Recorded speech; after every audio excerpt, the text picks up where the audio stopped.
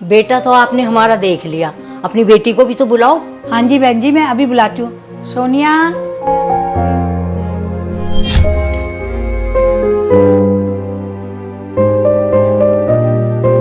ये क्या आपकी बेटी लंगड़ी है? मम्मी आप ये मुझे कहाँ लेके आई हो? और हाँ, मेरे इतने बुरे दिन भी नहीं आए कि मैं इस लंगड़ी से शादी करूंगा। अगर ये बात हमें पहले पता होता कि ये लंगड़ी है, ऐसे घर में रिश्ता लेकर कभी ना आते। नहीं नहीं, आप पहले मेरी बात तो सुनिए। अरे क्या बात सुनूं? इतना बड़ा धोखा किया आपने। देखिए, आप मेरी बात सुन तो लीजिए। इतना बड़ा धोखा, इतनी मीठी मीठी बातें करती रही आप, तब ये नहीं बताया आपकी बेटी लंगड़ी है। देखिए, गुस्सा मत कीजिए, एक बार मेरी बात तो सुन लीजिए। हम ऐसे घर में रिश्ता कभी नहीं करेंगे। क्या? मैं ठीक ही तो कह रही हूँ, ये रिश्ता हम हरगिज नहीं करेंगे। देखिए, आप इस तरह से रिश्ता मत तोड़ के जाइए, वरना मेरी बेटी की बहुत बदनामी हो जाएगी। ठीक है, अगर आप इतना बोल रही हो तो मेरी एक शर्त है। शर्त? कैसी शर्त?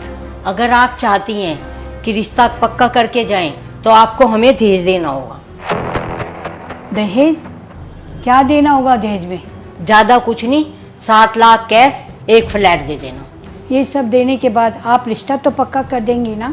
आप जैसे ही दहेज के लिए हाँ बोलोगी तो रिश्ता पक्का। मम्मी, आपको तो पता है ना ये गलत है, और आप लोगों को पता है ना कि दहेज मांगना कानूनी जुर्म है। मैं आप लोगों के खिलाफ ना कंप्लेंट फाइल कर सकती हूँ। देखो, ज़्यादा होशियार बनने की जरूरत नहीं है। तुमने कभी अपने आप को देखा है? आखिर तुम जैसी से शादी कौन करना चाहेगा? तुम जैसी? तुम जैसी से क्या मतलब है तुम्हारा? तुम जैसी मतलब तुम जैसी लंगड़ी से, समझी तुम? तुमको तो हमारा एहसान मानना चाहिए कि हम जैसे हाई क्लास लोग तुम्हारे घर में रिश्ता लेकर आए। अगर आप इतने हाई क्लास लोग हो तो क्यों नहीं अपने बेटे का रिश्ता किसी हाई क्लास लड़की के साथ करा दिया?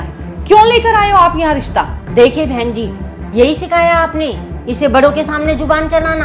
बहन जी, आप चिंता मत कीजिए, मैं इसे समझा दूंगी, ये दोबारा से ऐसा नहीं करेगी।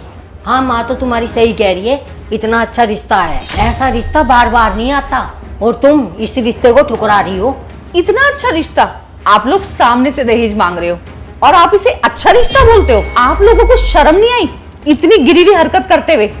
तेवर तो देखो इसके, बोल तो ऐसे ही रही है जैसे उड़ की परी हो। अरे जो तुमसे भी ज्यादा सुंदर अच्छी लड़की है ना, संस्कारी लड़कियां, वो भी इतना मुंह नहीं खोलती जितना तुम मुंह चला रही हो। माँ चलो यहाँ से, मुझे ऐसे घर में रिश्ता नहीं करना जिनको बोलने तक की तमीज ना हो। हाँ बेटा, तुम सही कह रहे हो, हमें नहीं करना ऐसे घर में रिश्ता। आप लोग इस रिश्ते को क्या ठुकराओगे?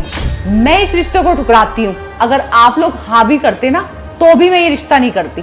तेवर देख रही हो इस लड़की के, ये आपको कहीं का नहीं छोड़ेगी, और इसका रिश्ता तो कहीं होने से रहा। जा रहे हैं हम लोग, कभी लौट कर वापस नहीं आएंगे। अरे इस पागल लड़की के साथ अपने हीरे जैसे लड़के की शादी कभी नहीं कराऊंगी। अरे आप बुरा मत मानिए, मैं अपनी बेटी की तरफ से आपसे माफी मांगती हूँ। अरे मम्मी, आप माफी क्यों मांग रहे हो? गलत तो ये लोग कर रहे हैं, आपसे दहेज मांग रहे हैं और आप सुनते चले जा रहे हो, और इनकी सारी डिमांड पूरी करने के लिए रेडी हो गए हो। कैसे गिरी हुई लड़की है। और भला आप कैसी माँ हो? आपका अपनी बेटी के ऊपर कंट्रोल नहीं है क्या? कंट्रोल? क्या मतलब है तुम्हारा? मेरी बेटी कोई कठपुतली है जो मैं उसका कंट्रोल करूंगी? तो तुम्हारी हिम्मत कैसे पड़ी मेरी बेटी को घटिया और गिरी कहने की? अरे मैं तो ये समझी थी कि बेटी पागल है, यहाँ तो माँ भी पागल है।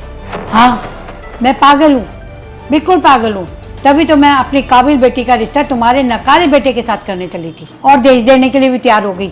माना मेरी बेटी के पैर में थोड़ी खराबी है, लेकिन लंगड़ी होने के बावजूद भी वह कमजोर और मजबूर नहीं है। वो जो कुछ अपनी जिंदगी में करना चाह रही है वो कर रही है। खैर, तुम्हारे मुंह क्या लगना, क्योंकि तुम जैसे छोटी सोच के लोगों को ये बात समझ नहीं आएगी। मानना पड़ेगा कि इतना सुनने के बाद भी ना आप लोग यहाँ बैठे हुए हो। निकलो यहाँ से। और सुनो, आगे से ध्यान रखना, कभी भी किसी की कमी को ना उसकी कमजोरी मत समझना।